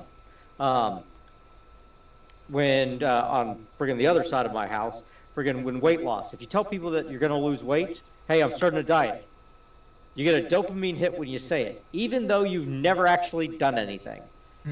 So you got to be cautious about that because, oh, yeah, I'm writing a novel. Oh, how's that going? Yeah, I'm working on it. Hit, hit, hit, hit. And you get these hits, and you got to be careful of accomplishing stuff. Or, hey, I'm stalled. Which is, be honest with you, I'm friggin' stalled on this project. I'm working on another one. So to avoid that friggin', well, that little drug addiction that you've created for yourself. And we're pretty fortunate too that, I mean, one of our writers, Jefferson Spears, is also a lawyer, so it helps avoid conflict by having the contracts and stuff already. For us, our NDA is already done, our writer's contract, who gets what, but those are things that are already built into things. So it's good that everybody knows ahead of time, kind of where something's going to be. So there's no less surprises, I should say. I'm never going to say no surprises.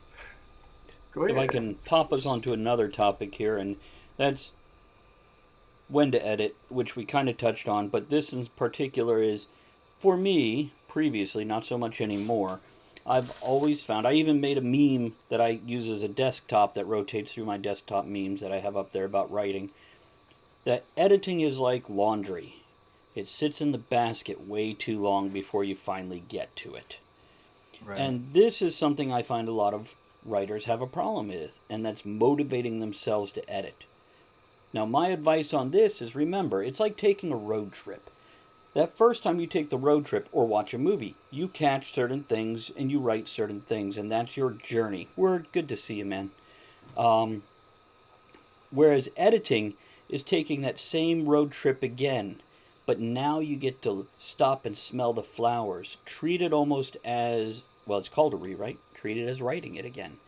And enjoy it. Bask in the glory of what you're seeing that you already know, but now you get to pick out those little details on this road trip and take time on that roadside stand or that oddity that you missed the first time or just glanced at and moved on. So what about you guys? Hard to motivate to edit, and how do you get past it? Mike, then Aaron, then John. We'll go that way. That's the way I saw the hands. Travis, I just wanted to say that was beautiful. Thank you. And I think that, and what you've done is that you're keeping in mind that it's an experience. And, sometimes you can get so caught up in, the inner workings that, you forget that there's magic there. And it's good to remember that it's an experience. And I like what you said that, going back and smelling the roses, and it's a new way to have the same experience. So I just wanted to say that I thought that was beautiful. Thank you. Aaron? Just do it. Just friggin' do it. Quit putting it on a goddamn pile and do it. No, for me, write 1,500, 2,000 words a day. The following day, when I continue the same project, I go back and I read from the beginning. That way I get myself back in that same kind of mindset, and I hit the little edits along the way. That's because rereading the chapter before, because you go, oh, I ended on a cliffhanger here. How did that start? You don't have to read the entire thing from front to beginning, but once every couple months as you're working on a project, go from the beginning, go, ooh, I changed that later on in here. So it's a constant incremental process, and sometimes the increments are bigger, sometimes they're smaller, but you should be doing moderate editing almost immediately. Mm-hmm. And John? Just so oh, sorry, Aaron. Did you want to finish? No, That's what I got. Well, as Travis said, it's like a long journey or a journey for a particular thing. Us, it's more of a timeline. So us, as we're editing, well, in the comic book industry at least, you want to make sure that your edits, or while you're checking on your edits, are matching up with that wonderful journey. Yeah. That all of a sudden, they're not making a left turn to Toledo, and it's like, oh well, I got to pull this back in. But so with your timeline or your journey or your synopsis, make sure that it's somewhat, while you're editing, that's why you're checking to make sure it's staying on track for what you're trying to accomplish. I guess is the key thing for most writers. And I do have a few more things here to suggest for people having problems editing.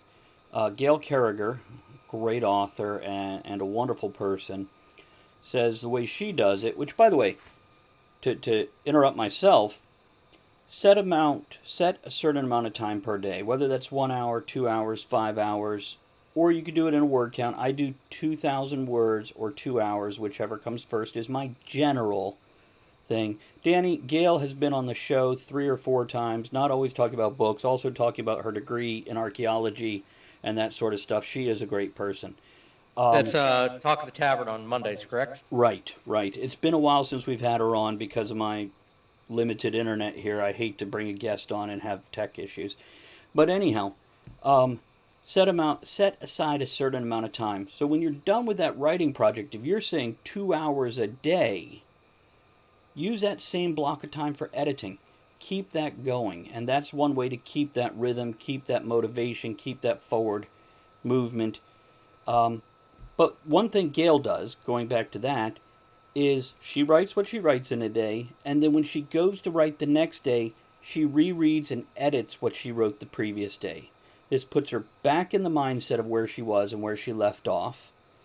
And this for me has been a wonderful tool, and I haven't followed it to the letter, but I found when I do it, it does help. It just sets me back on track and lets me correct those little mistakes that would have drove me nuts later.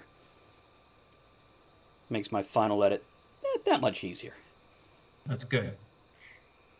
So, any other suggestions for folks having trouble getting to the editing when they set it aside and almost have this anxiety about it? Well, you're not in it alone. That's why you got beta readers. That's why you've got a continuity editor or a friggin' final editor. Tara, who's been on the show, friggin', she does that professionally, and it's one of those, hey, I need you to read through this. Okay, what stage are you at? I'm at the alpha read stage or the beta read stage. Okay, hey, I'm ready for real editing. Not just my buddy John friggin' read it, and he loved it. All right. And have a list of goals for what you're trying to accomplish with your editing. Yeah. And when I did Persona non grata, I had a list of 10 goals. And it was an arbitrary number, but number one, continuity errors. Things that friggin' make you jump out of, or anything that makes you jump out of the story. Continuity errors. Mind reading was one of the ones that I had on there because Eri never speaks directly in the story. He is telling the story as the narrator. So when he's, there are instances where Hart, who has actual dialogue, responds to Eri, but Eri never actually said anything. So you gotta be careful to have those leading, hey, oh, I responded to him, things like that. Yeah. Related to what you're saying, Aaron, Word of Wind says, when I write a section, I include notes to myself about issues I notice as I write, as well as my goals and what I want to show in that section. So that I feel that very much ties directly into exactly what you're saying there. Mm-hmm. It's so as for not being in it by yourself, man, where do you find beta readers that'll read? A lot of it's on things like Goodreads, where you freaking do the trading of beta reads. Well, and I set the expectation. Well, no, I set the expectation early, and I say, hey, send me your stuff. I do a chapter a night. I'll send you notes. Okay.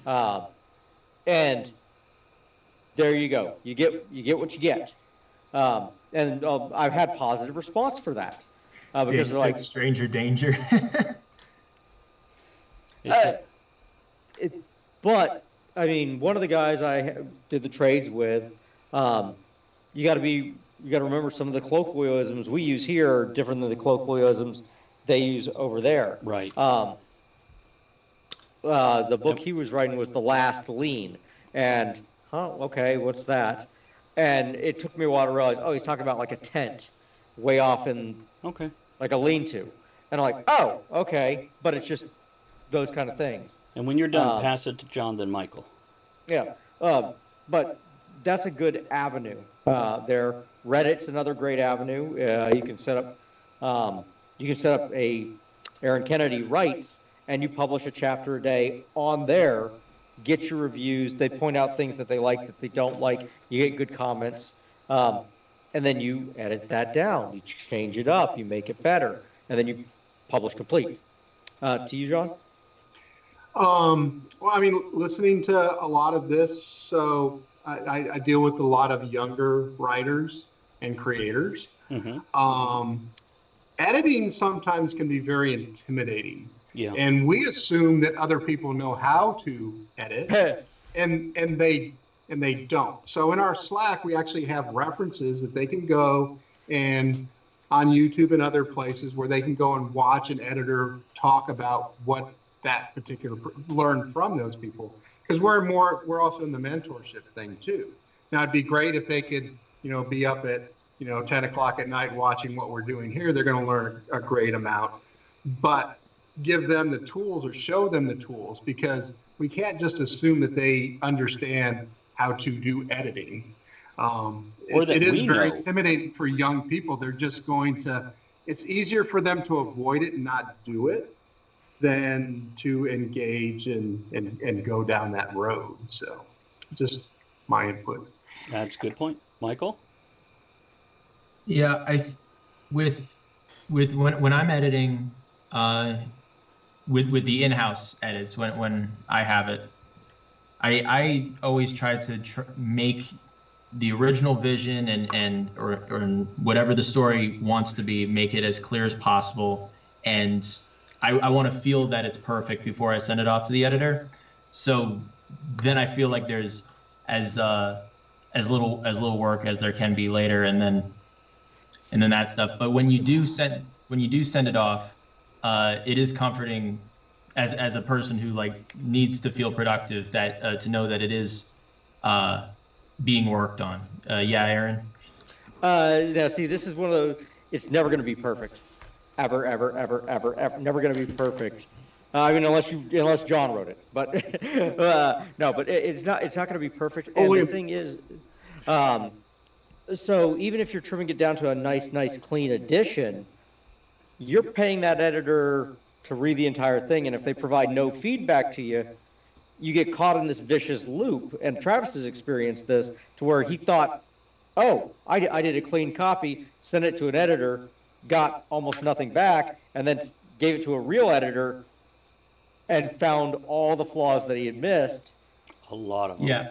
Well, what I mean is by feel that it's perfect was to see everything that I can see by myself through my clouds of my mind cloud of filling in all those spaces. I know, I got you. And then at that point, yeah. So well, if I can put it in reference to in this way, so being a business owner, I have employees, and I look at it that employee is doing his particular function. It frees me up to do what I do better. Right. And that's what you should look at your editor for, is that, don't try to make it so perfect, or where you said you're trying to lower their amount of work that they have to do. Well, but that gives you more time to do what you're doing better. So I kind of look at it as a balancing act in that reference. So, Aaron? The quick one on that, because John hits on a great point here. The smartest guy at the table is the one that figures out, oh, I'm going to hand this section off because he's better than I am at it. I've hit it, I give him my intent, and go.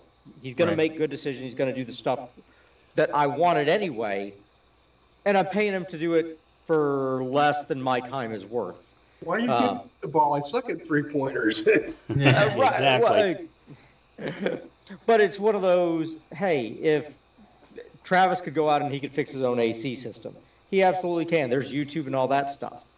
But he calls me because one, I do it for free. Two, I'm lazy. No, there's nothing wrong with being lazy. That's called efficient, sir. Efficient.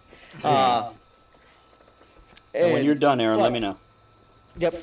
But that's the kind of thing, when you delegate things out, you're handing it off to people that are going to be better at it than you are, then you are willing to put the effort in, tying into that laziness point. All to you, Travis. Okay, something I enjoy, I almost take it as a game, was when I get my editor and she completes it and sends it back to me. When I'm going through their edits, I try to see consistent mistakes so I can correct that in my writing later, whether it's a repetitive phrase usage or not knowing how to effectively use em dashes versus commas versus semicolons, etc. And I make that a game because I want to learn. Now, this is where I'm like Michael. I try to make it a little bit better to make it easier on that editor, so hopefully they don't have to micro-focus on comma mistakes and they can focus on something else instead.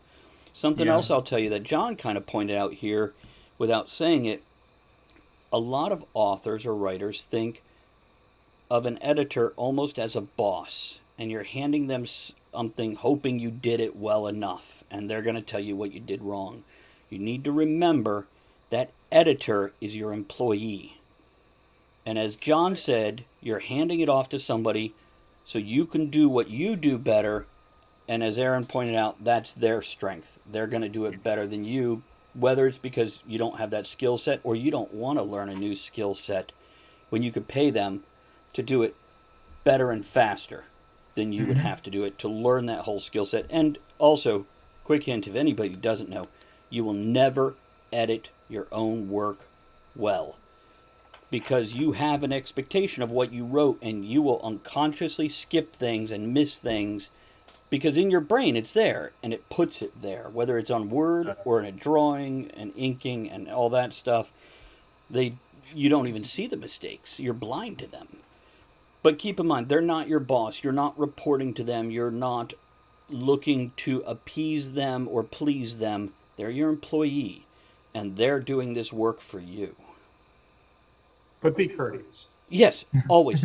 And we're down As to the you last... would with any employee. Absolutely. Any human being, or dog, or cat, and some animals in the wild, especially the rabid raccoons. We're into the last 2 minutes here. Anybody have any closing thoughts to wrap this up? Excellent. Let's see. No, so for me overall, what I've gotten out of the overall discussion is ensure that the emotions and stuff that you're trying to do helps drive your story, that it's relevant to the thing. And emotions don't have to happen right at that particular instant. It can be developed and go later on into the thing. And with edits, always assume that, well, me in a mentor role, I don't assume that they know how to do it, but I want to give them the tools so they can identify that they can or they can't. And then they can ask the right thing to go on to it. Too many young people will get stuck in, they rather just avoid the situation and not get involved in it. You know, they might tell you that they know how to do it when they really don't. So that's Right. just... Any closing thoughts from you, gentlemen? And I'll give mine last. Michael, got anything? I think just in terms of both emotional writing and the editing phase, it's all about rhythm, and it's about establishing those real emotional beats when you're writing, and then polishing those up and making sure that they hit at the right moment. With emotional writing, make it real, guys. Yeah. And make it honest, and that's going to trigger the emotion. With the editing, it's very anxiety invoking, it's very intimidating, but remember, this is your project, this is your art, and this is your journey. And take a moment to enjoy it. Break it down into bite-sized bits. Don't look at the whole thing at once. Realize it will be done. That's going to take time, but today you're editing this. Tomorrow you're editing that, and you don't have to worry about that because today's today. Aaron, what was your thing there? Editing is what changes your product into something of value. if we're taking our labor and we're investing it into a product at all, you've already said, oh, I've got this book. It's here. I spent my time on it. Okay, now I'm putting skin in the game, getting it edited. Because now I believe that I've got it to the point where others are willing to read it, look at it, and critique it so that it can be made better. Okay, and my final thought, to reword exactly what I said in a much more concise, the topic is broken editing. Don't let editing break you. Okay? Nice. Okay, guys, let's do some outro music, get out of here. Thank you, everybody, for joining us and hanging out, subbing, throwing bits, and all that good stuff. Don't forget, you can find us as a podcast, and if you're listening to us as a podcast, don't forget you can always join us live Saturday nights at 8 p.m. at twitch.tv/Travis Tavern Talk. Here's some outro music. Maybe. Here it comes. There it is.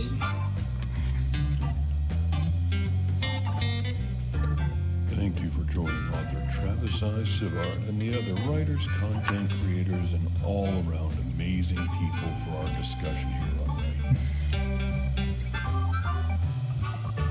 Join us again soon, and until you do, make sure you create with passion, enjoy the journey, and remember, every night can be right enough.